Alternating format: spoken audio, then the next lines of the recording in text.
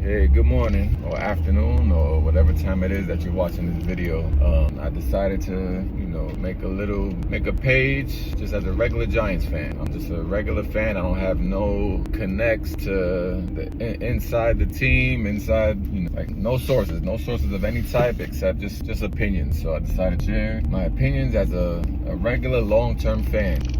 Right now it's the off season, not much football going on, not much talk, waiting until free agency. So I figured it was a good time to start this. And I'm just gonna share my opinion on different news that comes out in the Giants community, different news that I think matters. Like this past week, we hear stuff about John Mara wanting to sell 10% of the team. Honestly, that really doesn't matter to us. It won't have an effect. You hear things like from Eli Manning to Floyd Mayweather interested in buying. It doesn't matter. Now, the news that does matter is all the little rumors of Giants interested in getting Matthew Stafford. As you know, we need a quarterback. We needed a quarterback for a while now. It was a pretty bad roller coaster with Daniel Jones for 6 seasons. A little bit of ups, mostly downs. But I'm glad that it's that era is over with and it's on to the next. So it's more like who do we get? We ended up with the 3rd pick throughout the season. This was the first time as a fan that I was actually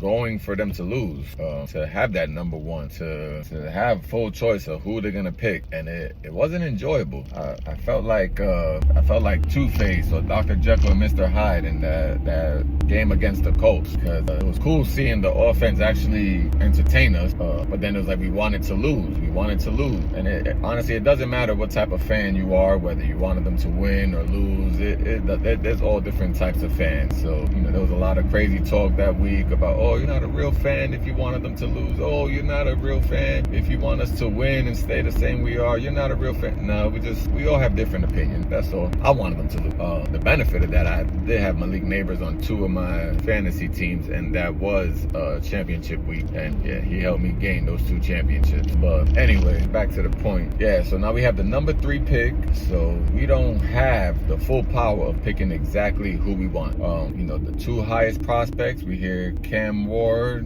and Sanders, and for 2 of the highest draft options for quarterback, both of them get mixed review. It's not like CJ Stroud that everybody knew he was going to be productive, or Caleb Williams, which his rookie season may not have looked that great, but I do think he will be a high prospect QB. Like he will provide for his team. Or Jaden Daniels, man, it was that hurt, and it's going to continue to hurt us, because now that puts us with Washington with Jaden Daniels, that puts us the 4th seed forever if we don't find our top QB. But so we don't have the full control over who we pick.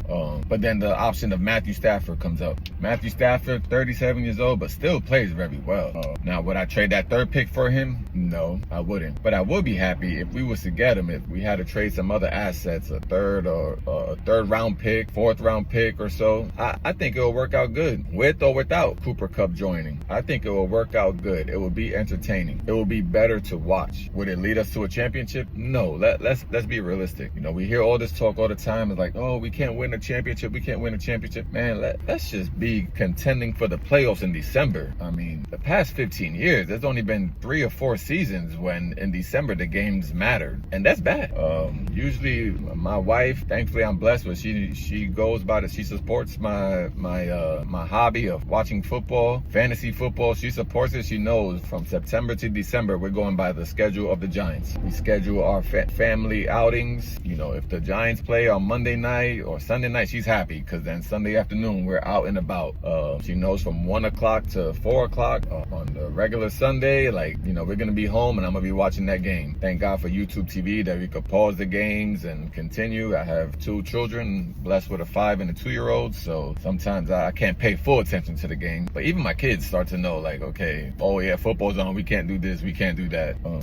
It will make next season's games worth watching, worth rescheduling family events. If we're not contending for a championship. And next season, our schedule is tough. We play the AFC North, which all 4 teams, are pretty good. The Bears are their weakest, and they could definitely beat us. We also play the AFC West, which that's every team on there is pretty good. Raiders Raiders are probably on the same level, maybe a little bit higher above us. That's a game we could win, but they look at us the same way. Raiders fans look at the Giants on the schedule like, oh, that's a win. So yeah, our schedule is tough. Our division alone, we can't even get a division win last season. Usually when I make predictions for the season, I try to go 1-1 for each team, but it's hard to do that now. But yeah, so getting a decent quarterback like Matt Stafford and having him for another 2-3 seasons, that would definitely benefit us. We hear a lot like, oh, I read a lot of comments and hear from fans like, we need to work on our O-line. Honestly, we've been working on that O-line for how long? So yeah, getting Matthew Stafford would make the game more better to watch. It'll also, involve Malik Neighbors into an even bigger star than what he already is for his first season. I mean, the numbers that he put up, that was pretty good. I mean, he had, 4 or 5 different QBs throwing him the ball the whole season.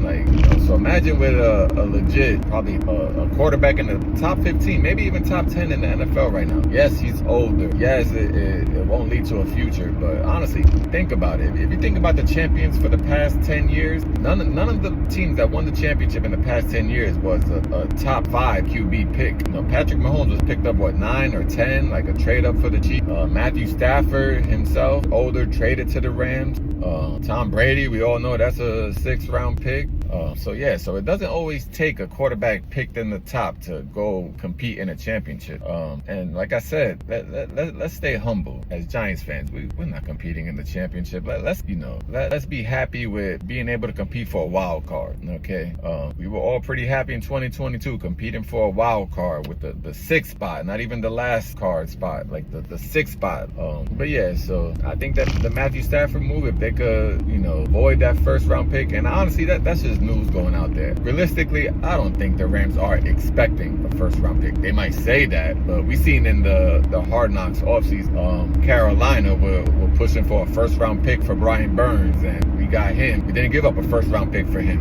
We all, at the time, I forgot the exact assets we gave up at this moment, but we all thought it was a pretty good pick. I thought it was. He's, top 15 ranked edge. At the time, we also had higher hopes for improvement in Kayvon Thibodeau. It was like, okay, yeah, Thibodeau could learn from him, and probably still is. Thibodeau had a shorter season due to injury.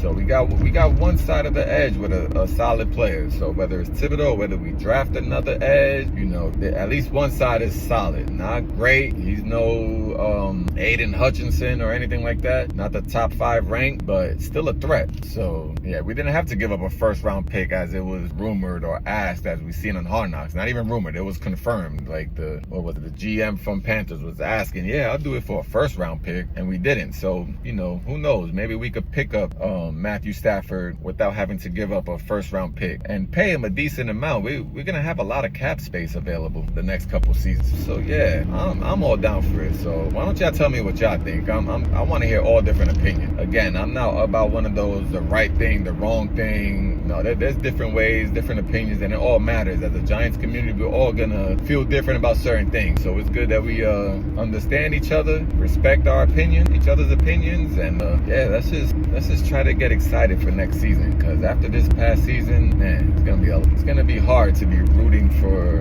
wins, or not even not hard but to believe that we could win. It's gonna be hard to believe that we could win. I want the Giants for next season to be respected, where I could go to church and wear my Giants jersey with a little bit of pride and not embarrassed. But that's what's been going on the past 4 or 5 seasons. Like, I'm embarrassed to have this hat on to go pick up groceries. I'm embarrassed. Like, I bought a bootleg Daniel Jones jersey. I wore that week 1 of this past season. Thank God it was a bootleg version, $35.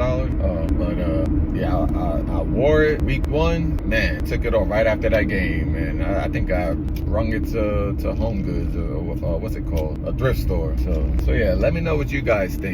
Alright, try to post the video up another week or so. If any news drops, it's a slower season, the slower time of off season. So any news comes out that's worth talking about, I'll talk about it. Alright, see you guys soon. Let's go Big Blue. Long now, and the truth is, last season, 2024 before, the O-line, it wasn't spectacular. It wasn't high ranked or anything, but it was way better than we've seen the past 5 to 10 years. The first few weeks, what was it, 4 or 5 weeks or so, it looked great. The games were pretty bad. Week 1, we looked horrible against the Vikings, but the O-line looked good. Daniel Jones had the ball in his hand for more than 2 seconds. He had chances, and I'm more impressed by that performance from the O-line later on in the season when I looked at the Vikings like, oh man, their defense is actually legit. Like, our O-line held down that defense pretty well.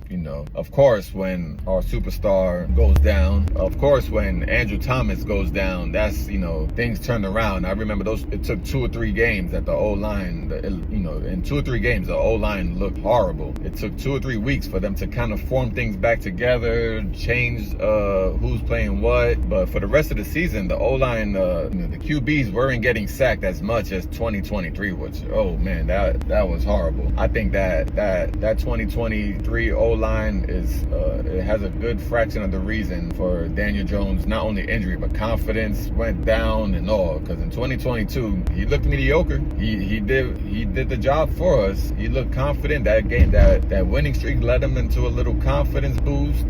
But that's 2022. 2023, his confidence went down, especially after that first game against the Cowboys. Man, that game hurt.